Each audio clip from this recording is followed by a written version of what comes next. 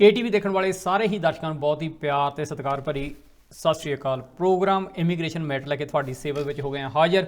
ਤੇ ਬਿਲਕੁਲ ਸਭ ਤੋਂ ਪਹਿਲਾਂ ਤਾਂ ਪ੍ਰਮਾਤਮਾ ਦੇ ਚਰਨਾਂ ਵਿੱਚ ਅਰਦਾਸ ਕਰਦੇ ਹਾਂ ਕਿ ਜਿੱਥੇ ਕਿਤੇ ਵੀ ਹੋਵੋਗੇ ਠੀਕ ਠਾਕ ਹੋਵੋਗੇ, ਚੜ੍ਹਦੀ ਕਲਾ ਦੇ ਵਿੱਚ ਹੋਵੋਗੇ। ਬਿਲਕੁਲ ਤੇ ਹੁਣ ਪੂਰੀਆਂ ਤਿਆਰੀਆਂ ਖਿੱਚ ਰਹੇ ਹੋਵੋਗੇ।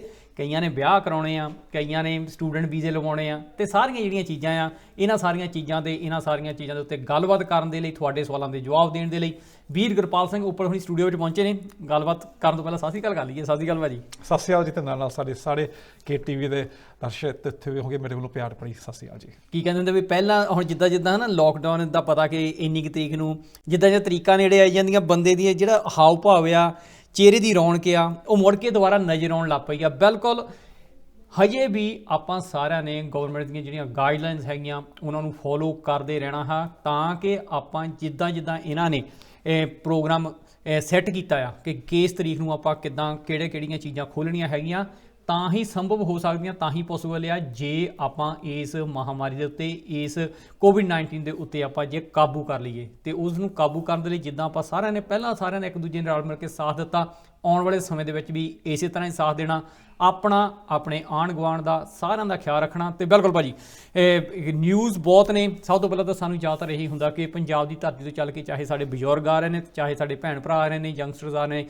ਕਿਸੇ ਵੀ ਰੂਪ ਦੇ ਵਿੱਚ ਸਪੈਸ਼ਲੀ ਸਟੂਡੈਂਟਸ ਨੂੰ ਲੈ ਕੇ ਬਹੁਤ ਕੁਝ ਸੀਗਾ। ਸਾਰਿਆਂ ਨੂੰ ਇਹੀ ਲੱਗ ਰਿਹਾ ਸੀਗਾ ਕਿ ਬਹੁਤ ਜਲਦ ਹੀ ਜਿਹੜੀ UK ਗਵਰਨਮੈਂਟ ਆ ਬਹੁਤ ਵਧੀਆ ਨਿਊਜ਼ ਦੇਵੇਗੀ ਕਿ ਹਾਂ ਬਈ ਜਿਹੜੇ ਆਇਓ ਆ ਵੀਜ਼ੇ ਲੈ ਜਾਓ ਆ ਕੇ ਆਪਣੇ ਠੀਕ ਨਹੀਂ, ਵੀਜ਼ੇ ਵੰਡ ਰਹੇ ਆ ਹੁਣ ਅਸੀਂ। ਪਰ ਇਹੋ ਜਿਹਾ ਕੁਛ ਨਹੀਂ, ਕੁਛ ਵੱਖਰਾ ਹੀ ਹੋਣ ਜਾ ਰਿਹਾ ਆ, ਤੇ ਉਹਦੇ ਬਾਰੇ ਜ਼ਰੂਰ ਗੱਲਬਾਤ ਕਰਦੇ ਆ ਭਾਜੀ। ਨਵੇਂ ਰੂਲਸ ਆ ਗਏ ਆ ਪੋਸਟ ਸਟੱਡੀ ਵਰਕ ਨੂੰ ਲੈ ਕੇ, ਉਹਦੇ ਬਾਰੇ ਕੀ ਹੋ ਰਿਹਾ, ਕਿਹੜੀਆਂ ਮੁਸ਼ਕਿਲਾਂ ਜਿਹੜੀਆਂ ਆ ਉਹ ਆਉਣਗੀਆਂ ਸਾਡੇ ਸਟੂਡੈਂਟਸ ਨੂੰ ਲੈ ਕੇ, ਸਾਰਾ ਕੁਛ। ਹਾਂਜੀ ਸਤੀ, ਖੁਸ਼ੀ ਵੀ ਹੈਗੀ ਆ ਤਾਂ ਨਾਲ ਥੋੜ੍ਹੀ ਜਿਹੀ ਗਮ ਵੀ ਹੈਗੀ ਆ। ਖੁਸ਼ੀ ਤਾਂ ਹੈਗੀ ਹੈ ਬਿਕੋਜ਼ ਫਾਈਨਲੀ UK ਸਰਕਾਰ ਨੇ ਐਲਾਨ ਕਰਤਾ ਹੈਗਾ UK ਦਾ ਜੋ 2 ਸਾਲ ਦਾ ਪੋਸਟ ਸਟੱਡੀ ਵਰਕ, ਜਿਹਦਾ ਹੁਣ ਨਾਂ ਰੱਖਿਆ ਗਿਆ ਗ੍ਰੈਜੂਏਟ ਪ੍ਰੋਗਰਾਮ, ਉਹ ਸ਼ੁਰੂ ਹੋ ਜਾਣਾ ਹੈਗਾ। ਜਿਹੜੀ ਗੱਲਾਂ ਹੋ ਰਹੀਆਂ ਸੀ ਇਹ ਸ਼ੁਰੂ ਕਰਨਾ ਨਹੀਂ ਸ਼ੁਰੂ ਕਰਨਾ ਹੈਗਾ, ਬੱਚੇ ਆਪਣੀ ਐਕਸਟੈਂਸ਼ਨਾਂ ਸਟੂਡੈਂਟ ਨੂੰ ਹੋਰ ਵਧਾਏ ਜਾਂ ਵਰਕਮੈਂਟ ਕਰੀਏ, ਉਹ ਹੁਣ ਗੱਲ ਮੁੱਕ ਗਈ ਹੈਗੀ ਆ। ਮਗਰ ਇਹ ਜੋ ਨਵਾਂ ਕਾਨੂੰਨ ਹੈ ਜੋ 4 ਮਾਰਚ 2021 ਦੇ ਵਿੱਚ ਸਟੇਟਮੈਂਟ ਆਫ ਨਵੇਂ ਇਮੀਗ੍ਰੇਸ਼ਨ ਰੂਲਸ ਦੇ ਅਨਾਊਂਸਮੈਂਟ ਹੋਏ ਸੀ, ਇਹ ਸ਼ੁਰੂ ਹੋਣੇ ਹੈਗੇ ਫਰੋਮ ਦਾ 1 ਜੁਲਾਈ। ਮਤਲਬ ਕਹਿਣ ਵਾਸਤੇ 1 ਜੁਲਾਈ ਤੋਂ ਹੁਣ ਸ਼ੁਰੂ ਹੋਣੀ ਹੈਗੀ ਨਵੇਂ post study work graduate program, ਜਿਹਦੇ ਵਿੱਚ ਜਿੰਨੇ ਵੀ ਬੱਚੇ ਇੱਥੇ ਆ ਕੇ ਆਪਣੀ ਪੜ੍ਹਾਈ ਪੂਰੀ ਕਰ ਚੁੱਕੇ ਹੈਗੇ ਆ, ਜਿਹਨੇ ਆਪਣੀ ਗ੍ਰੈਜੂਏਸ਼ਨ ਬੇਸ਼ੱਕ ਮਾਸਟਰਸ ਜਾਂ ਉਹਨੇ ਆਪਣੀ ਡਿਗਰੀ ਲੈਵਲ ਦੇ ਵਿੱਚ ਕੀਤੀ ਹੈਗੀ ਆ, ਉਹਨੂੰ ਅੱਗੇ 2 ਸਾਲ ਦਾ ਖੁੱਲ੍ਹਾ ਵਰਕ ਪਰਮਿਟ ਮਿਲਣਾ ਹੈਗਾ, ਜਿੱਥੇ ਉਹ ਕੰਮ ਕਰ ਸਕਦੇ ਹੈਗੇ ਆ ਸਪੋਂਸਰ ਤੋਂ ਬਗੈਰ, ਜਿੰਨੇ ਮਰਜ਼ੀ ਘੰਟੇ ਕੰਮ ਕਰੇ, ਜਿੰਨੇ ਮਰਜ਼ੀ ਨੌਕਰੀਆਂ ਵੱਖ-ਵੱਖ ਫੀਲਡ 'ਚ ਕਰੇ। ਤਾਂ ਨਾਲ ਦੀ ਨਾਲ ਅਗਰ ਤੁਸੀਂ ਆਪਣੀ PhD ਕੀਤੀ ਹੈਗੀ ਆ, ਫਿਰ ਤੁਸੀਂ 3 ਸਾਲ ਤੱਕ ਵੀ ਅਗਲਾ ਆਪਣੀ ਐਕਸਟੈਂਸ਼ਨ ਕਰ ਸਕਦੇ ਆ ਸਪੋਂਸਰ ਤੋਂ ਬਗੈਰ। ਇਹ ਇੱਕ ਬਹੁਤ ਕਹਿੰਦੇ ਖੁਸ਼ਖਬਰੀ ਹੈਗੀ ਹੈ ਬਿਕੋਜ਼ UK ਦੀ ਸਰਕਾਰ ਚਾਹੁੰਦੀ ਹੈਗੀ ਆ ਬੱਚੇ ਜੋ ਬ੍ਰਾਈਟੈਸਟ ਐਂਡ ਦ ਬੈਸਟ ਹੈਗੇ ਆ, ਉਹਨੂੰ ਇੱਕ ਵਾਰੀ ਮੌਕਾ ਮਿਲੇ ਪੜ੍ਹਾਈ ਦੇ ਬਾਅਦ 'ਚ UK 'ਚ ਰਹਿਣ ਵਾਸਤੇ, ਰਹਿ ਕੇ ਆਪਣੇ ਕੰਮ ਵੀ ਕਰੇ। ਮਗਰ ਅਫਸੋਸ ਵਾਲੀ ਇਹ ਗੱਲ ਹੈਗੀ ਆ, ਜਿਹੜੇ ਬੱਚੇ ਸ਼ਾਇਦ 1 ਜੁਲਾਈ ਤੋਂ ਪਹਿਲੋਂ ਆਪਣੇ ਵੀਜ਼ੇ ਜਿਹਨਾਂ ਦੇ ਮੁੱਕ ਰਹੇ ਸੀ, ਜਾਂ 1 ਜੁਲਾਈ ਤੋਂ ਪਹਿਲੋਂ ਜਿਹਦੀ ਗ੍ਰੈਜੂਏਸ਼ਨ ਹੋ ਗਈ ਆ, ਉਹਨਾਂ ਦਾ ਕੀ ਹੋਣਾ ਹੈਗਾ। ਅਨਫੋਰਚੂਨਟਲੀ ਸਰਕਾਰ ਨੇ ਇਹ ਕਿਹਾ ਹੈਗਾ, ਬੇਸ਼ੱਕ ਆਪਾਂ ਅਨਾਊਂਸਮੈਂਟ ਦਿੱਤੀ ਸੀ ਸਪਟੈਂਬਰ 2019 ਦੇ ਵਿੱਚ, ਇਹ ਕਾਨੂੰਨ ਤਾਂ ਹੁਣ ਲਾਗੂ ਹੋਇਆ ਹੈਗਾ, ਤਾਂ ਇਹ ਕਾਨੂੰਨ ਸਿਰਫ ਉਹਨੂੰ ਲਾਗੂ ਹੈਗਾ ਜਿਹਦੇ ਬੱਚੇ ਕਿ ਹੁਣ ਆ ਰਹੇ ਹੈਗੇ ਆ, ਜਿਹਦੇ ਬੱਚੇ ਆਲਰੇਡੀ ਪਹਿਲੋਂ ਆ ਚੁੱਕੇ ਹੈਗੇ ਆ। ਜਿਸ ਵਕਤ ਇਹ ਕਾਨੂੰਨ ਬਣਿਆ ਨਹੀਂ ਸੀ, ਇਹ ਉਸ ਬੱਚੇ ਨੂੰ ਫਾਇਦਾ ਨਹੀਂ ਹੋਣਾ ਚਾਹੀਦਾ ਹੈਗਾ।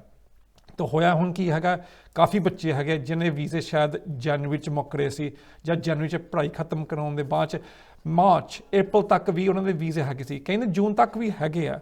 ਉਹਨਾਂ ਦਾ ਕੀ ਹੋਣਾ ਹੈਗਾ, ਬਿਕਾਜ਼ ਉਹਨਾਂ ਨੇ ਇਹੀ ਉਮੀਦ ਰੱਖੀ ਸੀ ਸ਼ਾਇਦ ਇਹ ਕਾਨੂੰਨ 6 ਅਪ੍ਰੈਲ ਦੇ ਬਾਅਦ 'ਚ ਲਾਗੂ ਹੋ ਜਾਣਾ ਹੈਗਾ, ਤਾਂ 6 ਅਪ੍ਰੈਲ ਦੇ ਬਾਅਦ 'ਚ ਸਾਨੂੰ ਵੀ ਮੌਕਾ ਮਿਲੂਗਾ ਇੱਥੇ ਆਪਣੀ ਪੋਸਟ ਸਟੱਡੀ ਵਰਕ 2 ਸਾਲ ਦਾ ਜੋ ਕੋਈ ਖੁੱਲ੍ਹਾ ਵੀਜ਼ਾ ਹੈਗਾ ਅਪਲਾਈ ਕਰਨ ਵਾਸਤੇ ਹੈਗੇ।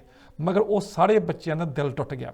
ਇਨਫੈਕਟ ਦਿਲ ਸਿਰਫ ਉਹਨਾਂ ਦਾ ਟੁੱਟਿਆ, ਮੇਰਾ ਵੀ ਥੋੜ੍ਹਾ ਜਿਹਾ ਟੁੱਟਿਆ, ਬਿਕਾਜ਼ ਮੈਨੂੰ ਵੀ ਬੜਾ ਚਿਰ ਹੋਇਆ ਇਹਦੇ ਵੱਲ ਧਿਆਨ ਦਿੰਦੇ ਨੂੰ। ਇਨਫੈਕਟ ਆਪਾਂ ਦੇਖੇ ਜਾਏ ਸਪਟੈਂਬਰ 2019 ਦੇ ਵਿੱਚ ਇਹ ਅਨਾਊਂਸਮੈਂਟ ਆਈ ਸੀ 2 ਸਾਲ ਦਾ ਵੀਜ਼ਾ UK ਨੇ ਇਸ਼ੂ ਕਰਨਾ ਹੈਗਾ ਫਰੋਮ ਸਮਰ 2021।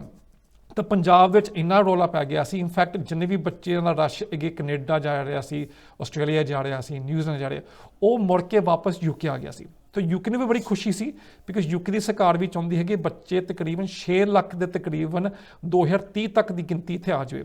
ਬਿਕੋਜ਼ ਸਟੂਡੈਂਟ ਦੀ ਫੀਸਾਂ ਇੱਥੇ ਆ ਕਿ ਜੋ ਬੱਚੇ ਕੰਮ ਕਰਦੇ ਹੈਗੇ ਆ, ਰੋਟੀ ਪਾਣੀ ਆਪਣੇ ਖਰੀਦਦੇ ਹੈਗੇ ਆ, ਕੱਪੜਾ ਲਈ ਖਰੀਦਦੇ ਆ, ਟਰੈਵਲ ਕਰਦੇ ਹੈਗੇ ਆ, ਇਹ ਇਕੋਨਮੀ ਨੂੰ ਫਾਇਦਾ ਹੁੰਦਾ ਹੈਗਾ। ਇਕੋਨਮੀ ਇੱਕ ਬਿਲੀਅਨ ਪਾਉਂਡ ਇੰਡਸਟਰੀ ਹੈਗੀ ਹੈ ਜੋ ਮੈਂ ਕਹੂੰਗਾ ਪਿਛਲੇ 10 ਸਾਲਾਂ ਦੇ ਵਿੱਚ ਹੌਲੀ ਹੌਲੀ ਗਵਾ ਕੇ ਬਾਕੀ ਮੁਲਕਾਂ 'ਚ ਚਲ ਗਈ ਸੀ।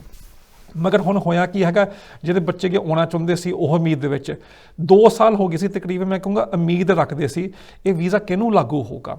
ਤੇ ਜਿੰਨੀ ਵੀ ਸਾਨੂੰ ਮਾੜੀ ਮੋਟੀ ਖਬਰ ਮਿਲ ਰਹੀ ਸੀ, ਇਹ ਮਿਲ ਰਹੀ ਸੀ ਸਮਰ 2021 ਦੇ ਵਿੱਚ। ਤੇ ਪਿਛਲੇ ਸਾਲ ਇਹ ਵੀ ਕਿਹਾ ਗਿਆ ਸੀ ਇੱਕ ਪਾਈ ਦੇ ਇੰਟਰਵਿਊ ਦੇ ਵਿੱਚ, ਇਹ ਸ਼ਾਇਦ 6 ਅਪ੍ਰੈਲ ਦੇ ਬਾਅਦ ਜੋ ਬੱਚੇ ਤੇ ਹੈਗੇ ਉਹਨਾਂ ਨੂੰ ਵੀ ਲਾਗੂ ਹੋਣਾ। ਸੋ ਐਕਰੀ ਤਰੀਕ ਆ ਜਾਂਦੀ ਹੈਗੀ ਆ ਤਾਂ ਓਬਵੀਅਸਲੀ ਬੰਦਾ ਤਾਂ ਉਹਦੇ ਵੱਲ ਧਿਆਨ ਦਿੰਦਾ ਹੈਗਾ। ਪਰ ਜਦੋਂ 4 ਮਾਰਚ 2021 ਦੇ ਵਿੱਚ ਸਟੇਟਮੈਂਟ ਆਫ ਰੂਲਸ ਦੇ ਚੇਂਜਸ ਜੋ ਅਮੈਂਡਮੈਂਟਸ ਨਵੇਂ ਆਏ ਸੀ, ਜਦੋਂ ਪਤਾ ਲੱਗਾ ਕਿ ਸਿਰਫ ਉਸ ਬੱਚੇ ਨੂੰ ਹੋਊਗਾ ਲਾਗੂ ਜੋ 1 ਜੁਲਾਈ ਦੇ ਬਾਅਦ ਇੱਥੇ ਰਹਿ ਰਿਹਾ ਗਿਆ, ਤਾਂ ਓਬਵੀਅਸਲੀ ਬਹੁਤ ਬੱਚੇ ਪਰੇਸ਼ਾਨ ਵੀ ਹੈਗੇ ਆ, ਫਿਕਰਾਂ 'ਚ ਵੀ ਪਏ ਹੈਗੇ ਆ। ਹੁਣ ਇੱਥੇ ਸਭ ਤੋਂ ਵੱਡਾ ਸਵਾਲ ਇਹ ਉੱਠਦਾ ਕਿ ਜਿਹੜੇ ਬੱਚਿਆਂ ਦੇ ਵੀਜ਼ੇ ਖਤਮ ਹੋ ਰਹੇ ਆ, ਚਲੋ ਉਹਨਾਂ ਦਾ ਜਾਣਾ ਤਾਂ ਬਣਦਾ ਆ, ਉਹਨਾਂ ਦੇ ਲਈ ਆਪਸ਼ਨ ਕੀ ਆ ਭਾਜੀ? ਕੀ ਉਹ ਦੁਬਾਰਾ ਕੋਈ ਸਟੱਡੀ ਜੁਆਇਨ ਕਰਨ ਜਾਂ ਕੋਈ ਇਹੋ ਜਿਹਾ ਕੰਮ ਕਰਨ ਕਿ ਜਿਹਦੇ ਨਾਲ ਉਹਨਾਂ ਨੂੰ ਦੁਬਾਰਾ ਵੀਜ਼ਾ ਇੱਥੇ ਰਹਿੰਦਿਆਂ ਮਿਲ ਜਾਵੇ ਤੇ ਬਾਅਦ ਦੇ ਵਿੱਚ ਉਹ ਆਪਣਾ ਜਿਹੜਾ ਕੇਸ ਆ ਉਹਨੂੰ ਅੱਗੇ ਲੈ ਕੇ ਜਾਣ? ਕੀ ਆਪਸ਼ਨਸ ਹੈਗੀਆਂ ਆ ਜਿਹੜੇ ਸਟੂਡੈਂਟਸ ਇਸ ਸਮੇਂ 1 ਜੁਲਾਈ ਤੋਂ ਪਹਿਲਾਂ ਜਿਨ੍ਹਾਂ ਦੇ ਸਟੂਡੈਂਟਸ ਦੇ ਵੀਜ਼ੇ ਮੁੱਕ ਰਹੇ ਆ ਭਾਜੀ? ਹਾਂ, ਹੁਣ ਮੇਨ ਸਵਾਲ ਤਾਂ ਇਹ ਹੈ। ਇਨਫੈਕਟ ਮੇਰੇ ਪਿਛਲੇ 3-4 ਦਿਨ ਦਾ ਕਿ ਜਿੰਨਾ ਵੀ ਰਸ਼ ਗਏ ਇਨਕੁਆਰੀਆਂ ਆਉਂਦੀਆਂ ਸੋਸ਼ਲ ਮੀਡੀਆ 'ਤੇ, TV 'ਤੇ, ਦਫ਼ਤਰਾਂ ਕੇ, ਬੱਚੇ ਇਹੀ ਪੁੱਛਦੇ ਹੈਗੇ ਸਾਡਾ ਹੁਣ ਕੀ ਹੋਣਾ ਹੈਗਾ। ਹੁਣ ਲੱਕਲੀ 2 ਚੀਜ਼ਾਂ ਹੋ ਚੁੱਕੀਆਂ ਹੈਗੀਆਂ ਪਿਛਲੇ ਮੈਂ ਕਹਿੰਦਾ ਮਹੀਨੇ ਦੇ ਵਿੱਚ। ਪਹਿਲੀ ਚੀਜ਼ ਤਾਂ ਇੱਥੇ UK ਦਾ ਨਵਾਂ ਸਕਿਲਡ ਵੀਜ਼ਾ ਹੈਗਾ, ਜਿਹਦੇ ਬੱਚੇ ਇੱਥੇ ਟਾਇਰ 2 ਦੇ ਹਿੰਟਾਂ ਅੱਗੇ ਕੰਮ ਕਰਨਾ ਚਾਹੁੰਦੇ ਹੈਗੇ ਆ, ਜਿਹਨਾਂ ਕੋਲ ਇਹ ਸਪਾਂਸਰ ਹੈਗਾ, ਉਹ ਬੱਚੇ ਹੁਣ ਸਵਿਚ ਕਰ ਸਕਦੇ ਹੈਗੇ ਆ। ਤਾਂ ਕਾਫੀ ਬੱਚੇ ਮੈਂ ਕਹਿੰਦਾ ਆਲਰੇਡੀ ਆਪਣੀ ਸਵਿਚਿੰਗ ਦੀ ਤਿਆਰੀ ਕਰ ਚੁੱਕੇ ਹੈਗੇ ਆ। ਬਹੁਤ ਬਿਜ਼ਨੈਸਿਸ ਹੈਗੇ ਆ ਜੋ ਆਪਣੇ ਸਪਾਂਸਰ ਲਾਇਸੈਂਸ ਜਾਂ ਐਪਲੀਕੇਸ਼ਨਾਂ ਪਾ ਰਹੇ ਹੈਗੇ ਆ। ਸੋ ਬੱਚੇ ਜੋ ਆਏ ਆ ਜੇ ਵੀਜ਼ੇ ਦੇ ਪੱਲੂ ਵੀ ਮੁੱਕ ਰਿਹਾ, ਉਹ ਆਲਰੇਡੀ ਸਵਿਚ ਕਰ ਸਕਦੇ ਹੈਗੇ ਆ। ਤਾਂ ਕਾਫੀ ਬੱਚੇ ਨੇ ਤਿਆਰੀ ਕੀਤੀ ਵੀ ਹੈਗੀ ਆ। ਪਰ ਮਗਰ ਜਿਹੜੇ ਬੱਚੇ ਨੂੰ ਇਹ ਕਹੂੰਗਾ ਸਪਾਂਸਰ ਲਾਇਸੈਂਸ ਨਹੀਂ ਮਿਲਦਾ ਹੈਗਾ, ਫਿਰ ਉਹਨਾਂ ਕੋਲ ਸ਼ਾਇਦ 2 ਹੀ ਆਪਸ਼ਨਸ ਰਹਿ ਗਏ ਹੈਗੇ ਆ। ਨੰਬਰ 1 ਆਪਸ਼ਨ, ਉਹ ਆਪਣੀ ਪੜ੍ਹਾਈ ਵੀਜ਼ਾ ਹੋਰ ਵਧਾ ਲਵੇ, ਵਿਚ ਮੀਨਸ ਨਵੀਂ ਐਡਮਿਸ਼ਨ, ਨਵੀਂ ਯੂਨੀਵਰਸਿਟੀ, ਨਵੇਂ ਕੋਰਸ ਦੇ ਵਿੱਚ ਐਪਲੀਕੇਸ਼ਨ ਦਰਜ ਕਰਾ ਕੇ ਅਰਜ਼ੀ ਪਾਵੇ।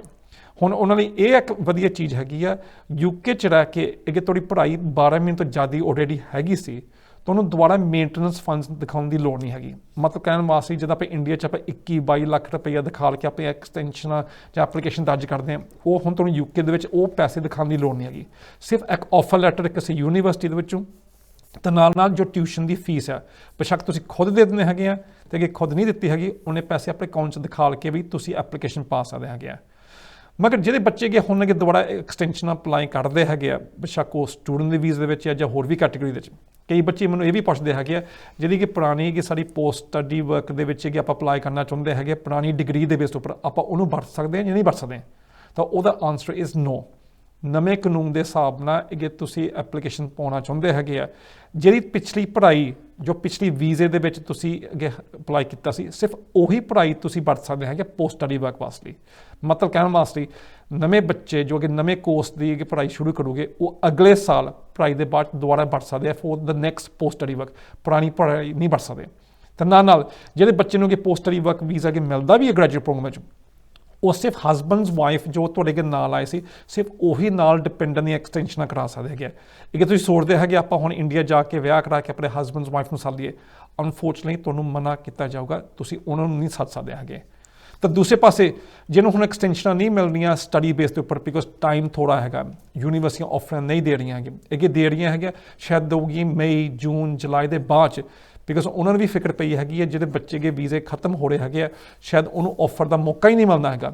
ਬਿਕੋਜ਼ ਪਹਿਲਾਂ ਤਾਂ ਆਫਰ ਲੈਟਰ ਆਊਗਾ, ਉਹਦੇ ਬਾਅਦ ਕੈਸ਼ ਆਊਗਾ, ਤਾਂ ਕੈਸ਼ ਦੇ ਬਾਅਦ ਫਿਰ ਤੁਸੀਂ ਐਪਲੀਕੇਸ਼ਨ ਦਰਜ ਕਰ ਸਕਦੇ। ਸੋ ਮੈਂ ਇਹ ਕਹੂੰਗਾ ਇਹ 3-4 ਮਹੀਨੇ ਮੈਂ ਕਹਿੰਦਾ ਬਹੁਤ ਡਿਫਿਕਲਟ ਕਈ ਬੱਚਿਆਂ ਲਈ ਹੋਣਾ ਹੈਗਾ, ਜਿਨ੍ਹਾਂ ਸ਼ਾਇਦ ਵੀਜ਼ੇ ਮੁੱਕ ਰਹੇ ਹੈਗੇ ਆ ਤਾਂ ਅੱਗੇ ਵੀਜ਼ੇ ਦੀ ਐਕਸਟੈਂਸ਼ਨਾਂ ਦੇ ਵਿੱਚ ਦਿੱਕਤ ਪੈ ਰਹੀ ਹੈਗੀ ਆ। ਇਨਫੈਕਟ ਮੈਂ ਤਾਂ ਇੱਥੇ ਤੱਕ ਵੀ ਕਦਮ ਚੱਕੇ ਹੈਗੇ, ਮੈਂ ਪਟੀਸ਼ਨ ਵੀ ਸ਼ੁਰੂ ਕੀਤੀ ਹੈਗੀ ਹੈ ਸਰਕਾਰ ਦੇ ਸਾਹਮਣੇ ਕਹਿਣ ਵਾਸਤੇ ਇਹ ਥੋੜ੍ਹੀ ਬੇਇਨਸਾਫੀ, ਇਨਫੈਕਟ ਥੋੜ੍ਹੀ ਵੀ ਨਹੀਂ ਜ਼ਿਆਦਾ ਬੇਇਨਸਾਫੀ ਹੋ ਚੁੱਕੀ ਹੈਗੀ ਹੈ, ਤਾਂ ਜਿਹੜੀ ਡੇਟ ਹੈ 1 ਜੁਲਾਈ ਦੀ, ਇਹ ਸ਼ਾਇਦ ਰੀਕਨਸੀਡਰ ਕਰਨੀ ਚਾਹੀਦੀ ਹੈਗੀ ਹੈ। ਬਿਕੋਜ਼ ਇਹ ਦੇਖਿਆ ਜਾਏ ਸਰਕਾਰ ਨੂੰ ਕੀ ਜਾਂਦਾ ਹੈਗਾ ਇਹ 6 ਅਪ੍ਰੈਲ ਤੋਂ ਵੀ ਸ਼ੁਰੂ ਕਰ ਦੇਵੇ ਤਰੀਕ, ਬਿਕੋਜ਼ ਜਿਹੜੇ ਬੱਚੇ ਗੇ ਆਏ ਹੈਗੇ ਆ ਸਪੈਸ਼ਲੀ ਮੈਂ ਕਹਾਂ ਪਿਛਲੇ ਸਾਲ, ਉਹਨੂੰ ਤਾਂ ਕਮ ਸੇ ਕਮ ਪਤਾ ਸੀ UK ਦੇ ਵਿੱਚ ਹੁਣ ਪੋਸਟ ਸਟੱਡੀ ਵਰਕ ਸ਼ੁਰੂ ਹੋਣਾ ਹੈਗਾ, ਉਹਨੇ ਕੋਈ ਨਵੀਂ ਖਬਰ ਤਾਂ ਹੈ ਨਹੀਂ ਸੀ, ਤਾਂ ਉਹਨੂੰ ਵੀ ਉਮੀਦ ਹੈਗੀ ਸੀ ਜਿਹਦੇ ਸਾਹਮਣੇ UK ਨੇ ਰੌਲਾ ਪਾਇਆ ਸੀ ਦੁਨੀਆ ਦੇ ਵਿੱਚ ਕਹਿਣ ਵਾਸਤੇ ਤੁਸੀਂ ਇੱਥੇ ਆਓ, ਤਾਂ ਕਿਉਂ ਇਹਦਾ ਰੌਲਾ ਪਾਇਆ ਸੀ? ਸੋ ਬੱਚੇ ਅਟਰੈਕਟ ਹੋ ਜੇ ਯੂਕੇ ਆਉਣ ਵਾਸਤੇ, ਤੇ ਕਿ ਬੱਚੇ ਅੱਗੇ ਹੁਣ ਆ ਹੀ ਗਏ ਤਾਂ ਕਮ ਸੇ ਕਮ ਸਾਨੂੰ ਕੀ ਜਾਂਦਾ ਹੈਗਾ ਕਿ ਉਹਨਾਂ ਨੂੰ ਮੌਕਾ ਮਿਲ ਜਾਵੇ ਇੱਥੇ ਰਹਿਣ ਵਾਸਤੇ, ਕੰਮ ਕਰਨ ਵਾਸਤੇ। ਬਿਕਾਜ਼ ਹੁਣ ਬ੍ਰੈਕਸਿਟ ਤੋਂ ਬਾਹਰ ਨਿਕਲਣ ਦੇ ਬਾਅਦ 'ਚ ਇੱਥੇ ਬਿਜ਼ਨਸ ਨੂੰ ਲੋਕਾਂ ਦੀ ਵੀ ਲੋੜ ਪੈਣੀ ਆ, ਸਕਿੱਲਡ ਬੱਚਿਆਂ ਦੀ ਵੀ ਲੋੜ ਪੈਣੀ ਹੈਗੀ ਆ। ਜਿੱਦਾਂ ਸਰਕਾਰ ਕਹਿੰਦੀ ਹੈ ਦ ਬ੍ਰਾਈਟੈਸਟ ਐਂਡ ਬੈਸਟ, ਤੇ ਉਸ ਗਿਣਤੀ ਦੇ ਵਿੱਚ ਵੀ ਬ੍ਰਾਈਟੈਸਟ ਐਂਡ ਬੈਸਟ ਹੈਗੇ ਆ। ਇਹ ਤਾਂ ਕਿ ਸਾਰੇ ਬੱਚੇ ਅੱਗੇ ਆਉਂਦੇ ਹੈਗੇ ਆ ਤਾਂ ਪੜ੍ਹਦੇ ਨਹੀਂ ਹੈਗੇ, ਕਈ ਪੜ੍ਹਨ ਵਾਲੇ ਵੀ ਹੁੰਦੇ ਆ ਤੇ ਕਾਬਲੀਅਤ ਵਾਲੇ ਵੀ ਹੁੰਦੇ ਆ। ਕਈ ਭਾਜੀ ਵਰਗੇ ਹੁੰਦੇ, ਕਈ ਮੇਰੇ ਵਰਗੇ ਹੁੰਦੇ ਆ, ਸਿੱਧੀ ਜੀ ਗੱਲ ਆ।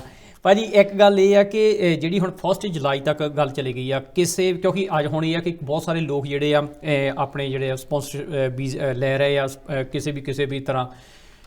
ਸਭ ਤੋਂ ਵੱਡੀ ਗੱਲ ਇਹ ਆ ਕਿ ਜੇ ਕਿਸੇ ਨੇ ਅੱਜ ਆਪਣਾ ਲਾਇਸੈਂਸ ਅਪਲਾਈ ਕੀਤਾ ਆ ਤੇ 1 ਮਹੀਨੇ ਤੱਕ ਉਹਦਾ ਲਾਇਸੈਂਸ ਆਉਂਦਾ ਆ ਜਾਂ ਉਹਨੂੰ ਥੋੜ੍ਹੀ ਜਿਹੀ ਡਿਲੇ ਹੋ ਜਾਂਦੀ ਆ ਕਿਉਂਕਿ ਓਬਵੀਅਸਲੀ ਥੋੜ੍ਹਾ ਬਿਜ਼ੀ ਸਕੈਜੂਲ ਹੋਣ ਦੇ ਕਰਕੇ, ਤਾਂ ਬੱਚੇ ਦਾ ਵੀਜ਼ਾ 1 ਵੀਕ ਬਾਅਦ ਦੇ ਵਿੱਚ ਖਤਮ ਹੋ ਰਿਹਾ ਤੇ ਜੇ ਉਹ ਅਪਲਾਈ ਕਰਦਾ ਤਾਂ ਉਹਦੇ ਕੀ ਚਾਂਸਿਸ ਹੈਗੇ ਆ?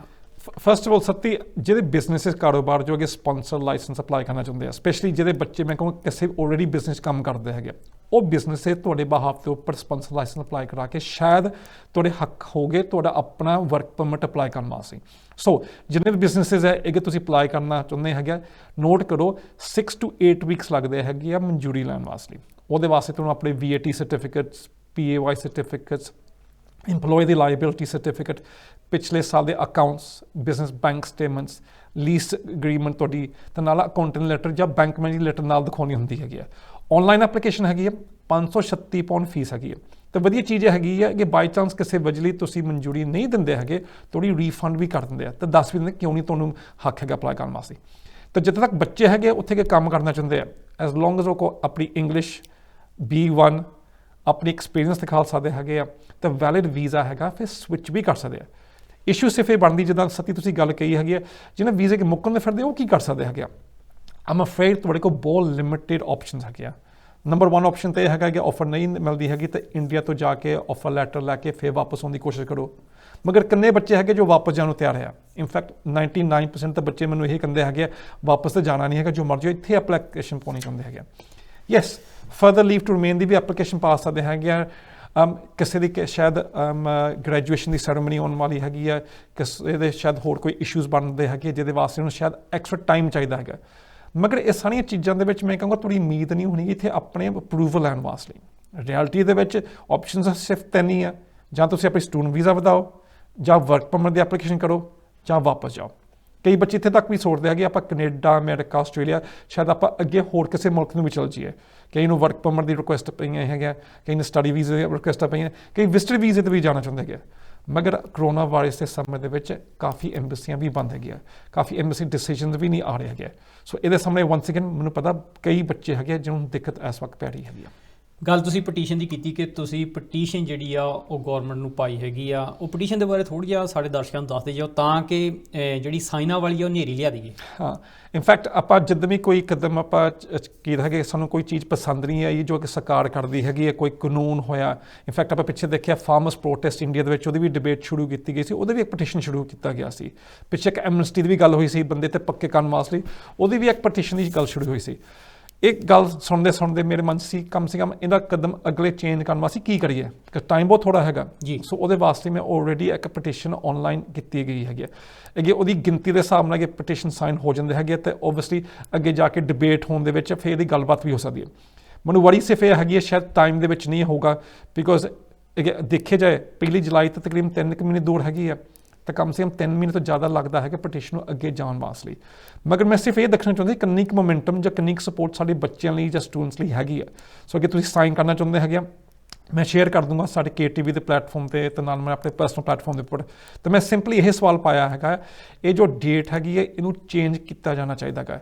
ਇਹ ਕਮ ਸੇ ਕਮ ਅਰਲੀ ਇਲੈਕਟ ਹੋਣੀ ਚਾਹੀਦੀ ਹੈ। 6 ਅਪ੍ਰੈਲ ਕਮ ਸੇ ਕਮ ਜਿਹਦੀ ਪਹਿਲੀ ਗੱਲਬਾਤ ਕੀਤੀ ਸੀ, ਸੋ ਕਮ ਸੇ ਕਮ ਬਾਕੀ ਦੇ ਬੱਚਿਆਂ ਨੂੰ ਵੀ ਇੱਕ ਮੌਕਾ ਮਿਲੇ ਇੱਥੇ ਆਪਣੀ ਐਕਸਟੈਂਸ਼ਨ ਕਰਾਉਣ ਵਾਸਤੇ। ਤਾਂ ਆਰਗੂਮੈਂਟ ਸਿੰਪਲੀ ਇਹ ਹੈਗੀ ਆ ਜਿੰਨਾ ਰੌਲਾ ਕਿ ਸਰਕਾਰ ਨੇ ਪਾਇਆ ਸੀ, ਜਿੰਨੀ ਇੰਟਰੋਡਕਸ਼ਨ ਕੀਤੀ ਗਈ ਸੀ, ਇਹ ਸੈਪਟੈਂਬਰ ਤੋਂ ਕੀਤਾ ਗਿਆ ਹੈਗਾ ਆ। ਤਾਂ ਕਮ ਸੇ ਕਮ ਸੈਪਟੈਂਬਰ ਤੇ ਦੇਖੀਏ 2019 ਦੇ ਵਿੱਚ 1.5 ਸਾਲ ਦਾ ਫਰਕ ਤਾਂ ਹੈਗਾ ਆ। ਤਾਂ ਕਮ ਸੇ ਕਮ ਉਸ ਬੱਚੇ ਨੂੰ ਤਾਂ ਹੱਕ ਮਿਲਣਾ ਚਾਹੀਦਾ ਜੋ ਸੈਪਟੈਂਬਰ 2019 ਦੇ ਬਾਅਦ 'ਚ ਅਪਲਾਈ ਕਰਕੇ UK ਆਇਆ ਹੈਗਾ।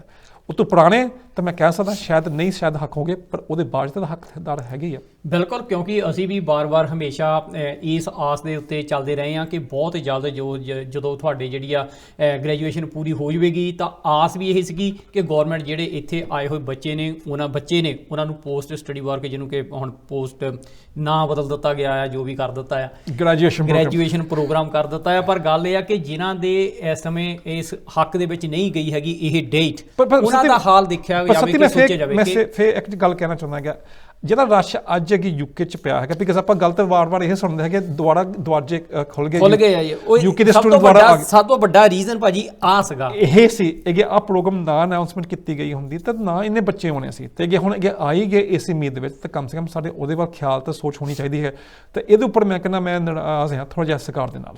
ਬਿਲਕੁਲ, ਕਿਉਂਕਿ ਇਹਦੇ ਵਿੱਚ ਸਾਨੂੰ ਜਿਹੜੀ ਸਭ ਤੋਂ ਵੱਡੀ ਭਾਜੀ ਜਿਹੜੀ ਹਾਨੀ ਹੋ ਸਕਦੀ ਆ ਕਿ ਬੱਚੇ ਜਿਹੜੇ ਨੇ ਜਿਹੜੇ ਇੰਨਾ ਪੈਸਾ ਲਾ ਕੇ ਆਏ ਨੇ, ਤੇ ਉਹਨਾਂ ਨੇ ਕਿਤੇ ਨਾ ਕਿਤੇ ਹਰ ਇੱਕ ਉਹ ਚਾਹੇ ਲੀਗਲ ਚਾਹੇ ਇਲੀਗਲ ਜਿਹੜਾ ਆ ਤਰੀਕਾ ਚੱਕਣਾ ਹੈਗਾ ਆ ਕਿ ਉਹ ਯੂਕੇ ਦੇ ਵਿੱਚ ਰਹਿਣ। ਸੱਤੀ ਦੇਖ ਲਓ, ਪਹਿਲੋਂ ਬੱਚਾ ਇੰਨਾ ਪੈਸਾ ਲਾ ਕੇ ਆਇਆ ਹੈ, ਪਹਿਲੋਂ ਤਾਂ ਉੱਥੇ ਏਜੰਟਾਂ ਨੇ ਪੰਜਾਬ ਨੇ ਮੈਂ ਕਹੂੰਗਾ ਖਾ ਲਿਆ ਬੱਚਿਆਂ ਨੂੰ, ਬਿਕੋਜ਼ ਇਹ ਜਿੱਥੇ ਸਰਕਾਰ ਦੀ ਫੀਸ ਪਾ ਕੇ ਯੂਨੀਵਰਸਿਟੀਆਂ ਫੀਸਾਂ ਪਾ ਕੇ 13-14 ਲੱਖ ਰੁਪਈਆ ਸੀ, ਬੱਚੇ 22-22 25-25 ਲੱਖ ਤੱਕ ਲੈ ਕੇ ਆਏ ਹੈਗੇ।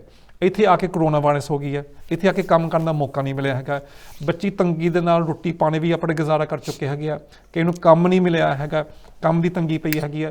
ਤੇ ਅੱਗੇ ਮੈਂ ਕਹੂੰਗਾ ਸ਼ਾਇਦ ਕੋਈ ਉਮੀਦ ਉਹਨੂੰ ਹੈਗੀ ਸੀ, ਇਹ ਸੀ ਅੱਗੇ ਜਾ ਕੇ ਸ਼ਾਇਦ ਸਾਨੂੰ ਕੰਮ ਦੀ ਇਜਾਜ਼ਤ ਮਿਲ ਜਾਵੇ, ਕੰਮ ਦੇ ਬਾਅਦ ਆਪਾਂ PR ਲੈ ਲਵਾਂਗੇ, ਸੋ ਕਮ ਸੇ ਕਮ ਅੱਗੇ ਕਰਜ਼ਾ ਵੀ ਚੱਕਿਆ ਹੈਗਾ ਉਹ ਆਪਾਂ ਲਾ ਸਕਦੇ ਹੈਗੇ।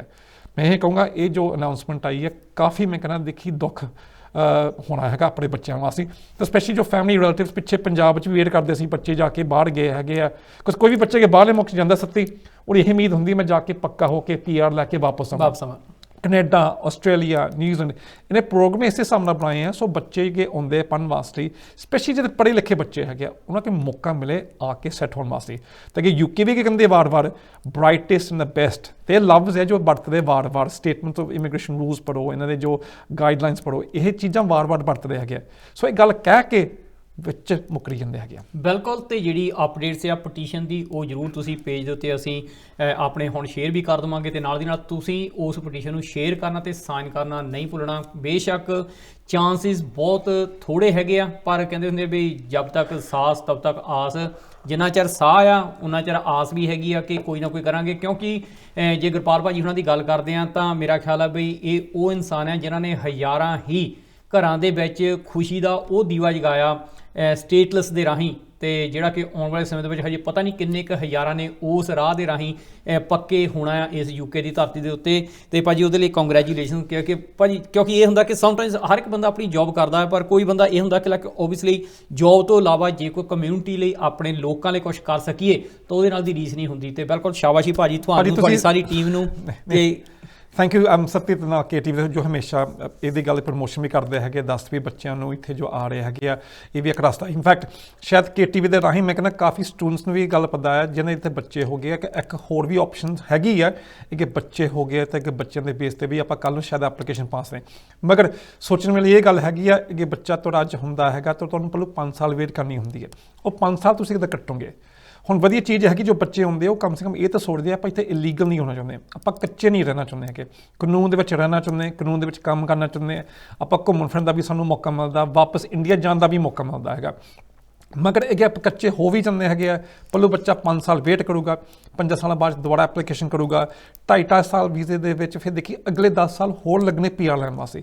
ਕਿੱਥੇ ਬੱਚਾ 5 ਸਾਲ ਬਾਅਦ PR ਲੈ ਸਕਦਾ ਹੈਗਾ, ਇਹ ਰਸਤਾ ਚੁਣੋਗੇ ਤਾਂ ਫਿਰ ਤੁਹਾਨੂੰ 15 ਸਾਲ ਲੱਗਣੇ ਆ PR ਲੈਣ ਵਾਸਤੇ। ਸੋ ਬੇਸ਼ੱਕ ਇੱਕ ਲਾਈਫ ਲਾਈਨ ਹੈਗੀ ਆ, ਤਾਂ ਬੱਚੇ ਨੂੰ ਪਤਾ ਵੀ ਹੈਗਾ ਇਹ ਤੁਸੀਂ ਵਰਤ ਸਕਦੇ ਹੈਗੇ ਆ, ਪਰ ਲੋੜ ਨਹੀਂ ਹੈਗੀ ਕਿ ਕਾਨੂੰਨ ਸਾਡਾ ਅੱਗੇ ਸਾਥ ਦੇਵੇ। ਬਿਲਕੁਲ, ਤੁਸੀਂ ਸਟੇਟਲੈਸ ਦੀ ਗੱਲ ਚੱਲੀ ਹੈ ਤਾਂ ਵਿੱਚੋਂ ਵਿੱਚ, ਕਿਉਂਕਿ ਇਹ ਹੁੰਦਾ ਕਿ ਜਦੋਂ ਕੋਈ ਇਦਾਂ ਦੀ ਚੀਜ਼ ਆਉਂਦੀ ਆ ਫਿਰ ਲੋਕਾਂ ਦੀ ਥੋੜੀ ਆਸ ਆ ਉਹ ਵੱਧ ਜਾਂਦੀ ਆ। ਭਾਈ ਇਹ ਦੱਸ ਦਿਓ ਕਿ 3 ਸਾਲ ਵਾਲਾ ਵੀ ਅਪਲਾਈ ਕਰ ਸਕਦਾ? ਇਨਫੈਕਟ ਸੱਤੀ ਸਵਾਲ ਤਾਂ ਪਾਤਾ ਹੈਗਾ, ਪਰ ਮੈਨੂੰ ਕਾਫੀ ਬੱਚੇ ਵੀ ਆ ਕੇ ਮੈਨੂੰ ਪੁੱਛ ਰਹੇ, ਕਹਿੰਦੇ ਸੁਣਿਆ ਸੀ ਸ਼ਾਇਦ 3 ਸਾਲ ਦਾ ਵੀ ਕਾਨੂੰਨ ਬਣਿਆ ਹੈਗਾ।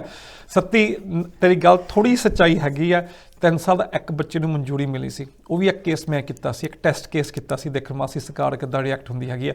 ਮਨਜ਼ੂਰੀ ਮਿਲ ਵੀ ਗਈ ਸੀ, ਪਰ ਮਿਲੀ ਸੀ ਬਿਕੋਜ਼ ਗਲਤੀ ਸਰਕਾਰ ਦੀ ਸੀ। ਮਗਰ ਜਦੋਂ ਲੋਕਾਂ ਨੂੰ ਪਤਾ ਲੱਗ ਗਿਆ ਕਿ 3 ਸਾਲ ਦੇ ਬੱਚੇ ਨੂੰ ਮਿਲ ਪਿਆ, ਸਰਕਾਰ ਤੱਕ ਵੀ ਗੱਲ ਪਹੁੰਚ ਗਈ ਸੀ, ਉਹਨਾਂ ਦੀ ਆਪਣੀ ਖੁਦ ਦੀ ਗਲਤੀ ਹੈਗੀ ਆ। ਸੋ ਉਹਨੇ ਨਾਲ ਦੀ ਨਾਲ ਗੱਲ ਨਿਪਟਾਤੀ ਸੀ, ਕਹਿਣ ਵਾਸਤੇ ਕਿ ਗਲਤੀ ਨਾਲ ਮਨਜ਼ੂਰੀ ਮਿਲੀ ਹੈ, ਇਹਨੂੰ ਵਿਡਰੋ ਨਹੀਂ ਕਰੋਗੇ, ਪਰ ਅੱਗੇ ਨਹੀਂ ਕਿਸੇ ਨੂੰ ਦਵਾਂਗੇ। ਸੋ ਜਿਹਦੇ ਇਹ ਗੱਲ ਸੁਣ ਚੁੱਕੇ ਹੈ ਇਹ ਨਾ ਸੋਚੋ ਸਾਨੂੰ ਇਹ ਲਾਗੂ ਹੈਗੀ ਆ, ਕਾਨੂੰਨ ਸਿਰਫ 5 ਸਾਲ ਦਾ ਹੈਗਾ, 5 ਸਾਲ ਤੋਂ ਪੱਲੇ ਨਹੀਂ ਹੈਗਾ। ਉਹ ਚੋਰ ਮੋਰੀ ਚੱਲੀ ਜਾਣੀ ਸੀਗੀ ਜੇ ਆਪਣੇ ਬੰਦੇ ਰੌਲਾ ਨਾ ਪਾਉਂਦੇ। ਬਾਈਬਲ ਇਹ ਹੁੰਦਾ ਕਿ ਕਹਿੰਦੇ ਸਿਆਣੇ ਕਹਿੰਦੇ ਹੁੰਦੇ ਬਈ ਇੱਕ ਚੁੱਪ ਤੇ 100 ਸੁੱਖ। ਬਾਈਬਲ ਇਹ ਚੁੱਪ ਰਹਿਣ ਦੇ ਵਿੱਚ ਵੀ ਭਲੀ ਹੁੰਦੀ ਆ। ਤੇ ਚਲੋ ਕੋਈ ਨਹੀਂ, ਬੱਚਿਆਂ ਦੇ ਸਿਰ ਤੇ ਤਾਂ ਪੱਕੇ ਹੋਵਾਂਗੇ ਜੇ ਵਿਆਹ ਹੋਣਗੇ ਭਾਜੀ, ਠੀਕ ਨਹੀਂ। ਤੇ ਇਸ ਸਮੇਂ ਦੇ ਉੱਤੇ ਹਰ ਇੱਕ ਬੰਦਾ ਜਿਹੜਾ ਇੰਡੀਆ ਨੂੰ ਜਾਣ ਤੋਂ ਡਰ ਰਿਹਾ, ਕਿਉਂਕਿ ਪਤਾ ਨਹੀਂ ਹੈਗਾ ਕਿ ਹਜੇ ਵੀ, ਕਿਉਂਕਿ ਆਪਾਂ ਰਿਸਟ੍ਰਿਕਸ਼ਨਸ ਹੈਗੀਆਂ ਆ, ਲੋਕਡਾਊਨ ਹੈਗਾ ਆ, ਸੋ ਲੋਕੀ ਹਜੇ ਵੀ ਵਿਆਹ ਕਰਾਉਣ ਤੋਂ ਡਰਦੇ ਆ ਇੰਡੀਆ ਜਾਣ ਤੋਂ। ਕੀ ਕਰਨਾ ਚਾਹੀਦਾ ਭਾਜੀ? ਇਨਫੈਕਟ ਸਤੀ ਸਿਰਫ ਮੈਂ ਕਹੂੰ ਡਰਦੇ ਨਹੀਂ, ਮੈਂ ਮੰਨਾ ਵੀ ਕਰੂੰਗਾ। ਜਿਹਦੇ ਲੋਕ ਸੋਚਦੇ ਸੀ ਆਪਾਂ ਇੰਡੀਆ ਜਾ ਕੇ ਵਿਆਹ ਦੀਆਂ ਡੇਟਾ ਸੈੱਟ ਕਰਨੀਆਂ ਸੀ, ਪਲੀਜ਼ ਨੋਟ ਕਰੋ ਆਪਾਂ ਲੋਕਡਾਊਨ ਦੇ ਵਿੱਚ, ਇੱਕ ਨੈਸ਼ਨਲ ਲੋਕਡਾਊਨ ਦੇ ਵਿੱਚ ਟਰੈਵਲ ਬੈਨ ਵੀ ਹੈਗਾ। ਮੈਨੂੰ ਪਤਾ ਹਾਲੇ ਵੀ ਲੋਕ ਕੋਈ ਨਾ ਕੋਈ ਬਹਾਨਾ ਲੈ ਕੇ ਵਾਪਸ ਇੰਡੀਆ ਜਾ ਰਹੇ ਹੈਗੇ, ਕਿਸੇ ਸੋਚਦੇ ਸ਼ਾਇਦ ਇੰਡੀਆ 'ਚ ਸ਼ਾਇਦ ਨਹੀਂ ਕਰੋਨਾ ਵਾਇਰਸ ਹੈ ਹੀ ਨਹੀਂ। ਇਨਫੈਕਟ ਉੱਤੇ ਆਪਾਂ ਗੱਲਾਂ ਜਿੰਨੇ ਵੀ ਕਰੀਏ ਰਿਸ਼ਤੇਦਾਰ, ਉਹ ਕਹਿੰਦੇ ਸਾਡੀ ਤਾਂ ਕਰੋਨਾ ਹੈ ਹੀ ਨਹੀਂ। ਮਗਰ ਇਹ ਲੋਕਡਾਊਨ ਹੈਗੀ ਆ ਤਾਂ ਲੋਕਡਾਊਨ ਦਾ ਪਾਲਣਾ ਵੀ ਸਾਨੂੰ ਕਰਨਾ ਚਾਹੀਦਾ। ਸੋ ਨਾ ਟਰੈਵਲ ਕਰੋ। ਇਹ ਰਿਸ਼ਤੇ ਤੁਸੀਂ ਤੈਅ ਕੀਤੇ ਸੀ ਤੇ ਇੰਡੀਆ 'ਚ ਨਹੀਂ ਵਿਆਹ ਹੁੰਦਾ ਕਿਸੇ ਵਜ੍ਹਾ ਲਈ, ਫਿਰ ਜ਼ਰੂਰ ਇਹ ਸੋਚੋ ਤੁਸੀਂ ਯੂਕੇ ਵੀ ਵਿਆਹ ਕਰ ਸਕਦੇ ਹੈਗੇ। ਜੋ ਕਿ ਰਿਸ਼ਤੇ ਤੁਸੀਂ ਇੰਡੀਆ ਤੈਅ ਕੀਤੇ ਸੀ, ਤੁਸੀਂ ਉਹਨਾਂ ਨੂੰ ਯੂਕੇ ਇੱਕ ਮੰਗੇਤਰ ਰੂਪ 'ਚ ਸੱਦ ਕੇ ਯੂਕੇ 'ਚ ਵਿਆਹ ਕਰਾ ਕੇ, ਤਾਂ ਯੂਕੇ 'ਚ ਵਿਆਹ ਕੋਰਟ ਮੈਰਿਜ ਹੁੰਦੀ ਹੈ, ਤਾਂ ਕੋਰਟ ਮੈਰਿਜ ਦੇ ਬੇਸ ਦੇ ਉੱਪਰ ਫਿਰ ਵਿਆਹ ਦੇ ਬਾਅਦ 'ਚ ਤੁਸੀਂ ਅਗਲੀ ਐਕਸਟੈਂਸ਼ਨ ਲੈ ਸਕਦੇ ਐਜ਼ ਅ ਸਪਾਊਸ। ਇੰਡੀਆ 'ਚ ਵੀਜ਼ਾ ਦਿੰਦੇ ਹੈਗੇ 6 ਮਹੀਨੇ ਦਾ, ਇੱਥੇ ਕੋਰਟ ਮੈਰਿਜ ਕਰਨ ਦੇ ਬਾਅਦ ਫਿਰ ਤੁਹਾਨੂੰ 2.5 ਸਾਲ ਦਾ ਵੀਜ਼ਾ ਹੋਰ ਦਿੰਦੇ ਹੈਗੇ ਆ। 2.5 ਸਾਲ ਦੇ ਬਾਅਦ ਫਿਰ ਕੋਈ 2.5 ਸਾਲ ਦਾ ਵੀਜ਼ਾ ਹੋਰ ਲੈਣਾ ਪੈਂਦਾ ਹੈ, ਤਾਂ 5 ਸਾਲਾਂ ਬਾਅਦ ਫਿਰ ਤੁਸੀਂ PR ਲੈ ਸਕਦੇ ਹੈਗੇ। ਸਬੂਤ ਜੋ ਚਾਹੀਦਾ ਹੈਗਾ ਉਹੀ ਸਬੂਤ ਆ ਜੋ ਆਪਾਂ ਵਿਆਹ ਦੀ ਐਪਲੀਕੇਸ਼ਨ ਕਰੀਦੀ ਹੈਗੀ ਆ। 98,600 ਪਾਉਂਡ ਦੀ ਇਨਕਮ ਹੈਗੀ ਆ, ਤੇ ਨਾਲ ਇੰਗਲਿਸ਼ ਦਾ ਟੈਸਟ ਵੀ ਦਿਖਾਉਣਾ ਹੁੰਦਾ ਹੈ। 6 ਮੰਥਸ ਪੇ ਸਲਿਪ, 6 ਮੰਥ ਬੈਂਕ ਸਟੇਟਮੈਂਟਸ, ਘਰ ਦਾ ਸਬੂਤ, ਕਮਿਊਨੀਕੇਸ਼ਨ, ਇੰਡੀਆ 'ਚ A1 ਦਾ ਇੰਗਲਿਸ਼ ਟੈਸਟ, ਤਾਂ ਨਾਲ TB ਦੀ ਸਰਟੀਫਿਕੇਟ। ਇਹਦੇ ਬੇਸ ਦੇ ਉੱਪਰ ਮੰਗੇਤਰ ਵੀਜ਼ਾ ਲੈ ਕੇ ਇੱਥੇ ਆ ਕੇ ਐਕਸਟੈਂਸ਼ਨ ਕਰਾ ਸਕਦੇ ਹਾਂ। ਤੇ ਬਾਕੀ ਦਾ ਪੇਪਰ ਵਰਕ ਸਾਰਾ ਸੇਮ ਹੀ ਹੈ ਜੋ ਵੀ ਸਪਾਊਸ ਦੇ ਲਈ ਚਾਹੀਦਾ ਹੈਗਾ, ਠੀਕ ਨਹੀਂ। ਤੇ ਇਹ ਸਾਰੀਆਂ ਚੀਜ਼ਾਂ ਜਿਹੜੀਆਂ ਆ ਨੋਟ ਕਰਨੇ ਵਾਲੀਆਂ ਆ। ਜੇ ਨਹੀਂ ਜਾਣ ਨੂੰ ਦਿਲ ਕਰਦਾ ਨਾ ਜਾਵੋ, ਉਹਨਾਂ ਨੂੰ ਬਾਅਦ ਵਿੱਚ ਵੀ ਸੱਦਣਾ ਹੀ ਆ।